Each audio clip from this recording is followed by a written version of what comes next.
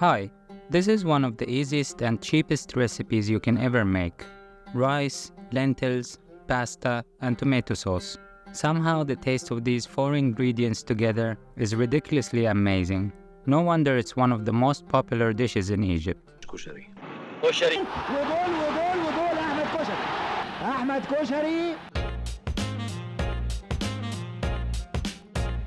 I'll start by making the lentils cause they take the longest to cook. I'm using a pressure cooker to reduce the cooking time, but you can definitely just use a normal pot.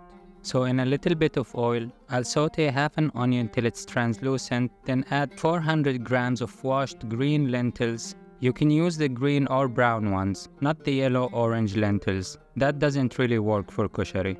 Then spice it with some salt, black pepper, cumin, and tomato paste. I'll cover this with water. If you're using a normal pot, you will need a little more water and keep checking how well are the lentils cooked every 30 minutes or so. And add more water if you need to till it's fully cooked and soft enough. Using the pressure cooker, I just closed it, let it pressurize on high heat, then reduce the heat to minimum and let it simmer for 30 minutes. After depressurizing it, it looks like it's done, but it needed 10 more minutes, so I added little more water and let it simmer. I don't think rice and pasta need lots of explanation, so I'll just go through them quickly in case this is your first time in the kitchen. 1.5 cups of rice. Wash and drain the water till the water is clear. Took me about 4 times. Add 2 cups of water, salt, bay leaves, and some whole allspice or just black pepper. Put on high heat to boil. Mix it a little, then reduce the heat to minimum and cover it. Leave it till all the water evaporates and steam the rice.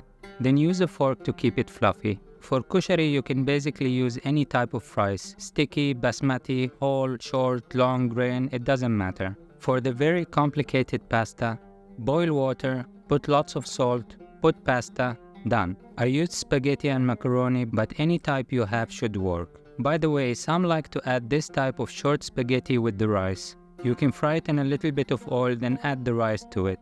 Before we get to the tomato sauce, please like the video, subscribe, share, comment, follow on TikTok, Instagram, Facebook, Pinterest, Reddit, and support my work by joining my Patreon page. All the links are in the video description. Now the tomato sauce. It's the main and most important ingredient in the 4 along with da'a.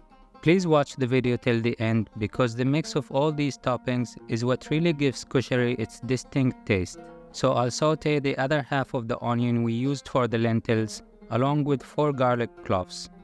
Then add to them 4 medium-sized tomatoes, which I ran in the mixer quickly, in addition to 500 grams of tomato sauce, little bit of water, and tomato paste, then cumin, salt, black pepper, and about 2 teaspoons of vinegar.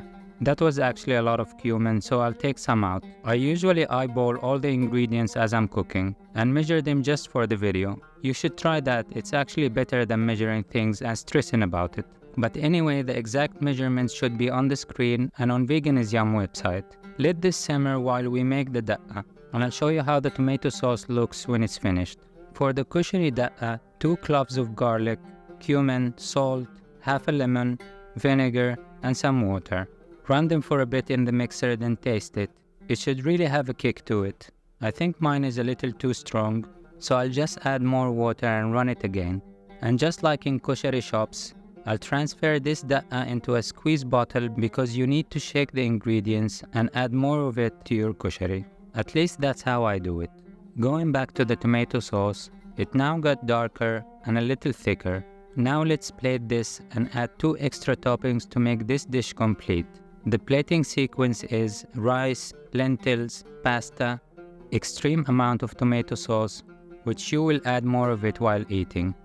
Then crunchy fried onions and cooked chickpeas.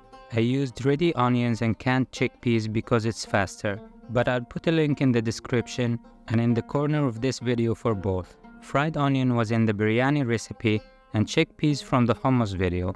Now drown your koshari blade in da'a and make sure you get some of each ingredient in every spoon. If you eat this and feel like then you're on the right track. I hope you enjoyed this video and see you in the next one.